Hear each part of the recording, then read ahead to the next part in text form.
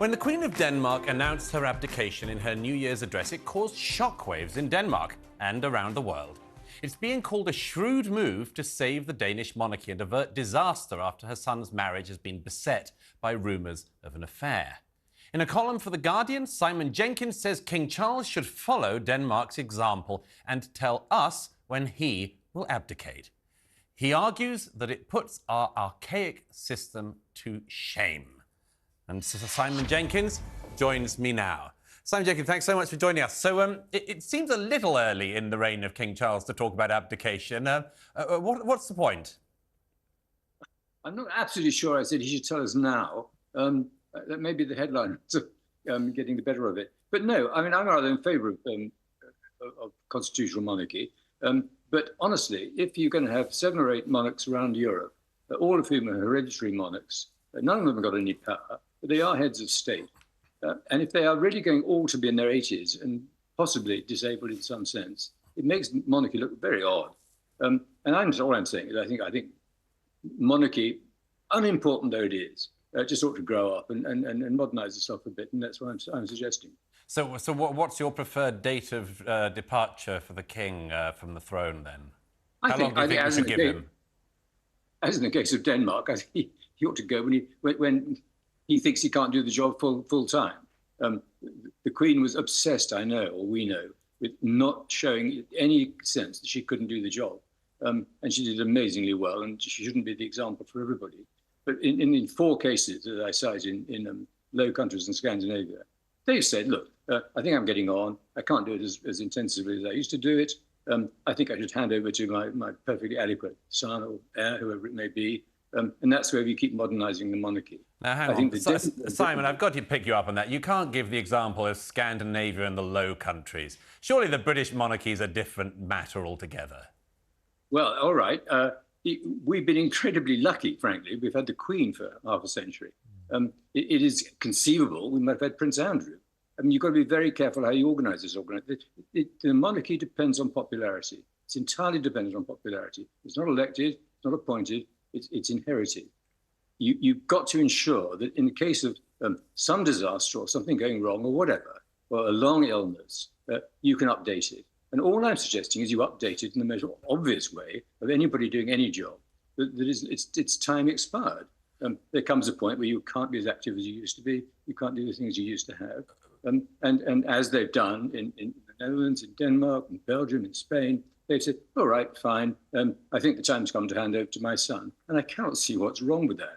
Well, one final question for you, Simon Jenkins. I mean, isn't it the case that the sort of age and wisdom of the monarch is a nice sort of counterbalance to everything else in society that's obsessed with youth and glittery new things? Isn't there something to be said for a monarch who's seen something, seen a lot of the world? I think there's everything to be said for it. The question is it indefinite?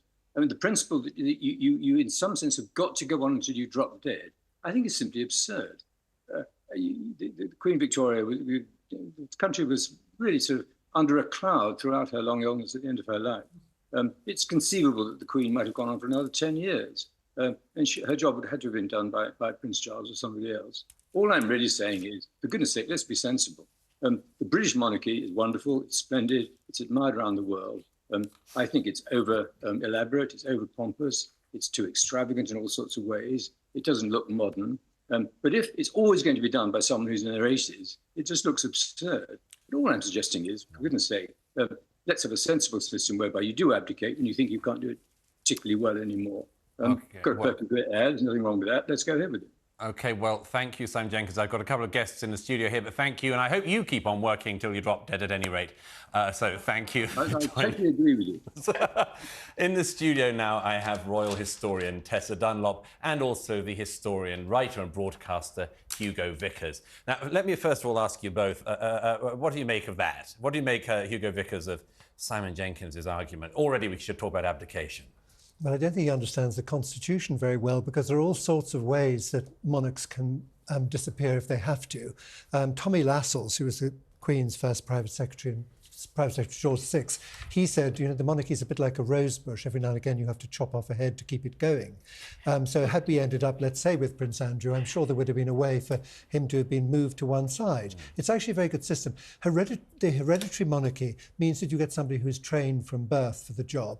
It also means that they're devoted to selfless service because they know that they haven't climbed up the greasy pole of politics. They haven't fought their way up, and that in some degree they shouldn't be there.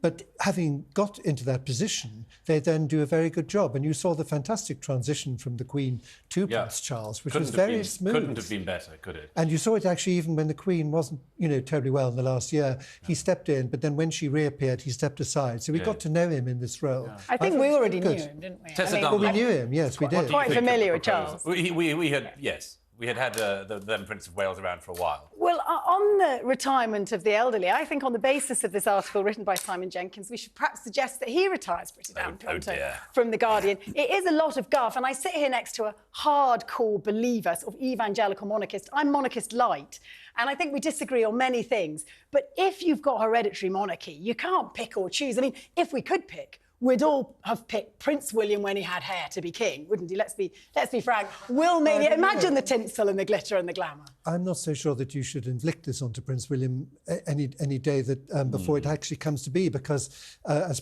Prince Charles, now the king, will have discovered, he has a lot of extremely tedious things that he has to do. Oh, the hardship of secrecy, lobbying, access to cabinet papers, which palace to lay one's head at night. I mean, it's a tough gig. If you think that, then you don't understand one thing about what he's doing and his work. I mean, he's incredibly hardworking. But being a monarch, it has a lot of responsibilities. A bit like being, the chairman of the company, not being the sort of, the managing director, the man who does the job. One other thing I want to touch on whilst I've got both of you. Over Christmas, the final episodes of The Crown landed. I thought the whole thing went absolutely bananas towards the end.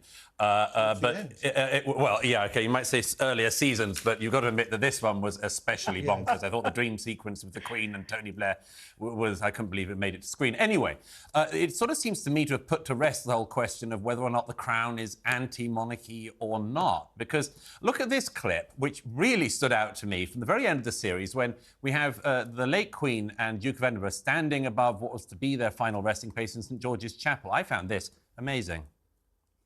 You were born ready. You are one of a kind. By contrast, this lot. The good thing is, it's not our problem. This is where we will be, you and I, right under this stone. We'll never hear the screams from inside there. Philip. I found that clip absolutely amazing, Hugo Vickers. I can't think of a sentiment less likely to come out of the late Duke of Edinburgh's mouth than, oh, well, once we're gone, it doesn't matter if the whole thing comes down. I can't imagine the late Queen thinking anything like that either. Do you agree? I completely agree with you. I think that if you had any doubt at all about what Peter Morgan was up to, that clip and the extension of it, literally, that was what he's trying to get across to us. I mean, that was the climax of the whole thing. Yes, he was basically saying after the Queen, it's all over, the party's over. They used that very word. Oh, come on, you two. That's what You're they do. looking to be triggered. I thought I'm not looking to be triggered. I think you are. I just wanted to watch some good drama, and I didn't see it. It was bloated, it was mawkish, but it was hellishly sycophantic. I mean, actually, with the exception of that one moment when Philip says, oh, the lot can go and scream away as much as they want when we're dead. Everyone, Harry and Henry, Hang on, and they sycophantic. It was like watching custard. Apart from in the first seasons, both the other actresses who played the Queen made her out to be this dour, loveless, uncaring, absolutely cold. These last episodes were sycophantic. The only baddies were the outsiders, Mohammed Al-Fayed and poor old Carol Middleton. She was seen as this Iago character, social climbing, slipping up the pole. I think she comes out of it all right. No. Mohammed Al-Fayed, you've got to admit, it's kind of hard to make into a hero of the story. Well, they did a bit, in the series before. They were rather nice about him. They were, actually, Then they turned on him, which of course... Because they didn't want to turn on to the royal family, that's why. Well, It's true. I think Peter's looking for a knighthood, Peter Morgan. I genuinely... Ridiculous. That's so ridiculous. I mean, it clearly had from the start a very strong Republican agenda. I always thought when Claire Foy was doing it that they were going to say, Claire Foy, the Queen, great, all the others ridiculous. So after the Queen, goodbye. And that's exactly what he says in that last and you've got to admit, as well, once they went into this sort of weird terrain where the ghost of Diana appears and gives advice to the Queen and then appears on a plane with Prince Charles. I mean, this drama wasn't exactly sycophantic about Prince Charles and Diana, in fact. Actually, I thought they made Charles seem sympathetic, and bearing in mind this was so clearly a drama, what it did was it spread the magic of crazy monarchy with a bit of Hollywood tinsel over the top right around the globe. It actually means that our royal family, unlike the Danish one, the one without a king that's abdicated in Belgium and the other one in Spain, is talked about. That young people know who they are, love them or loathe them. I think it's been a positive, an overall win for the king. Hugo Vickers, you've written about all of the factual errors in the early seasons of The Crown. Have you done the later ones as well, or is that volume too long? Oh, yes. No, I certainly have. And they were published in the Times Online, and I shall publish them as an ebook. I made a YouTube. Okay.